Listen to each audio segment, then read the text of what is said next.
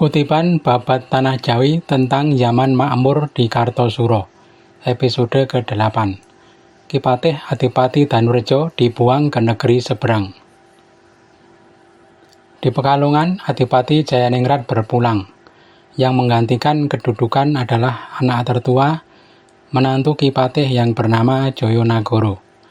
Sudah terlaksana Joyonagoro menjadi Adipati Pekalongan dan berganti nama seperti mendiang ayahnya, Adipati Jayaningrat. Alkisah ada saudara muda Joyonagoro yang bernama kecil Mas Kutho. Dulu tinggal di Ambarawa. Setelah dewasa bernama Joyokusumo dan diangkat sebagai bupati di Tegal dengan nama Tumenggung Tirtonoto. Namun Tirtonoto hanya setahun berada di Tegal. Orang Tegal mengamuk dan mengusirnya. Bupati Tegal kemudian dijabat oleh orang Tegal sendiri. Tirtonoto lalu magang di kediaman Ki Wirojoyo dan Ki Tirtowiguno. Oleh kedua tumenggung itu, Tirtonoto dimintakan jabatan kepada sang raja. Tirtonoto lalu diambilkan tanah di Pekalongan 1000 karya dan sudah diangkat sebagai bupati dengan nama baru Surodiningrat. Namun sang raja lupa pada aturan negara bahwa pengangkatan bupati harus atas usulan Ki Patih. Hari Kamis Surodiningrat diangkat. Hari Senin baru Ki Patih mengetahui. Ki Patih menjadi sangat marah. Ki Patih mengukui aturan yang sudah baku.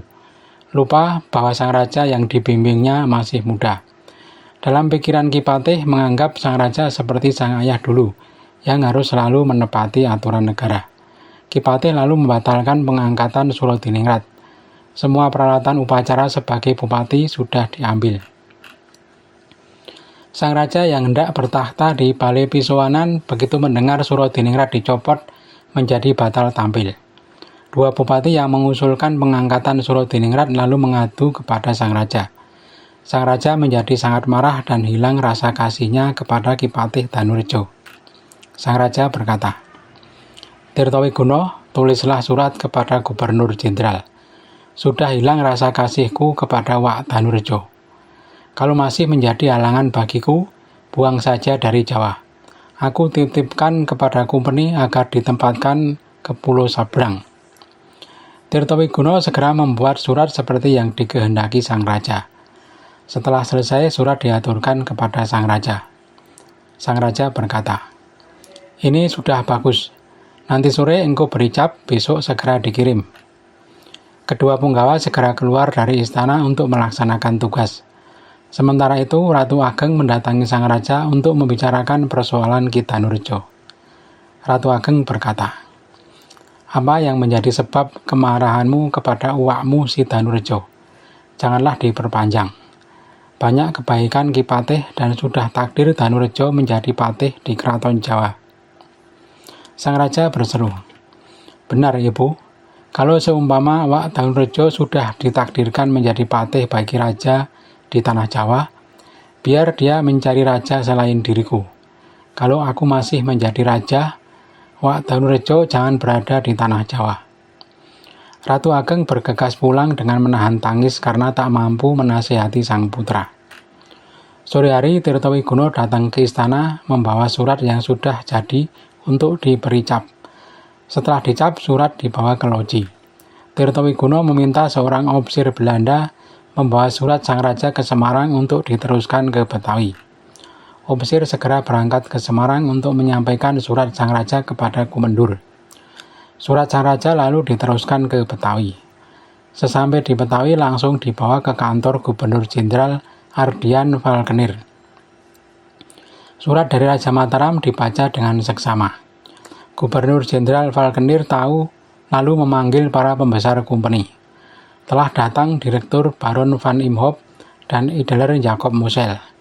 Juga hadir Ideler Johan Isterding Albisis, Ideler Pander Palaran, Ideler Joharman, Ideler Jacob Inderpal, Ideler Baron Yoharsim, Ideler Pamtilan Arda, dan Ideler Konyit yang merupakan pejabat baru.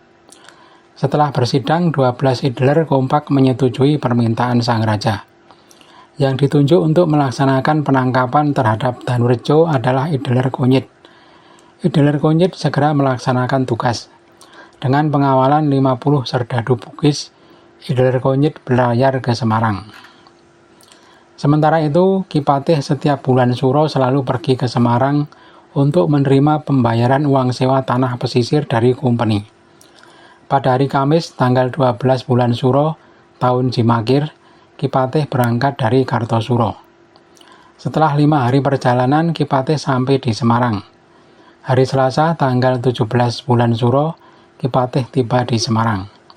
Idaler Konyit menangkap Ki Patih pada hari Kamis lagi, tanggal 27 Suro. Semua orang heran dengan peristiwa itu. Banyak orang menyayangkan penangkapan Ki Patih. Ki Danurejo sejak bocah sampai mempunyai cucu belum pernah cacat dalam pengabdian. Sejak ayah dan kakek sang raja masih bertakhta, tidak ada yang pernah menghukum Ki Patih. Apakah peristiwa ini merupakan balasan atas ulah Ki Patih ketika menyingkirkan Pangeran Arya Mangkunagara dahulu? Mengapa Ki Patih sampai tersandung masalah sehingga terpeleset dalam membimbing sang raja? Anda kemarin Ki Patih bersikap gagah dengan meletakkan keris, pasti sang raja tidak terbakar amarah. Ki Patih yang membuat panas hati sang raja, sehingga ketagihan membuang orang. Tak urung negeri rusak karenanya. Utusan company dari Semarang sudah tiba di Kartosuro. Utusan membawa surat pemberitahuan dari Komendur Semarang, yang menyatakan Ki Patih telah ditangkap oleh Idaler Konyit. Sang raja segera memerintahkan menjarah kediaman Ki Patih. Semua wanita yang berada di rumah Ki Patih sudah diboyong ke istana. Semua hartanya juga sudah diambil dan dimasukkan ke dalam gedung. Hati sang raja sudah lega. Dari Semarang datang lagi surat Idaler Konyit yang menyatakan ingin berkunjung ke Kartosuro untuk menemui sang raja. 3 punggawa kemudian diperintahkan untuk menjemput. Wadono Lepet, Yai Wirojoyo, Tumenggung Kartonagoro, dan Wadono Ageng Raden Maloyokusumo. Ketiganya berangkat membawa pasukan yang berbusana indah. Sesampai di Semarang, mereka menghadap Komendur Rektop Diansah dan Idaler Konyit. Surat dari sang raja sudah diaturkan dan dibaca. 3 punggawa mengawal Idaler Konyit dan Komendur Rektop Diansah menuju Kartosuro. Sesampai di Banyudono, Idaler Konyit disambut sang raja bersama seluruh punggawa Kartosuro.